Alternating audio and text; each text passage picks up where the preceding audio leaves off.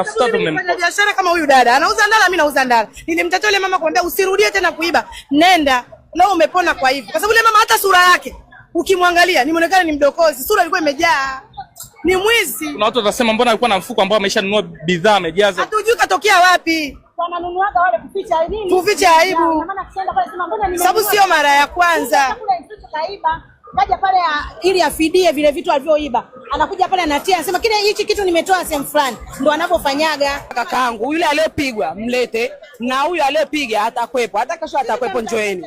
Atakwepo. Yule aliyopigwa haja asema alifanyaje?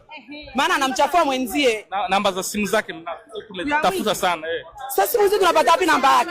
Au kama angekuwa anajulikana hapa, tungetetea na tungemkuta. Yule hatumjui. Na tungekuwa tunamjua, wangeletwa wote waojiwe. Kwa sababu anamchafua hapa. Yeye tulichomjua ile mama ni mwizi.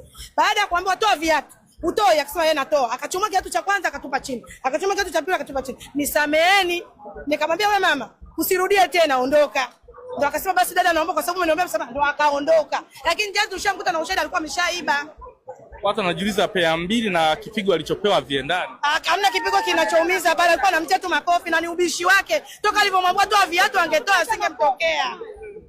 Alikuwa ni makofi. Kuna wangapi wanaiba? Hivi kaka, mimi nikuulize swali. Unajua faida ya ndala wewe? Ni shilingi 300.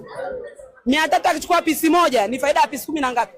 Faida boxi. Boxi zima tena. Kwa hiyo pale alivyokuwa angechukua kitu kumpiga, tungesema kampiga. Kofi hawezi kumpiga hivi, kofi likauma. Na wala kumpiga ile kwa hasira achukue kiti ampige. Au kama ana mavyo anataka kumpiga tukasema mwacheni, amwadhibu yeye aondoke. Alivomba samani na akachoa akaondoka. Inakuja clip inakuja inasambaa.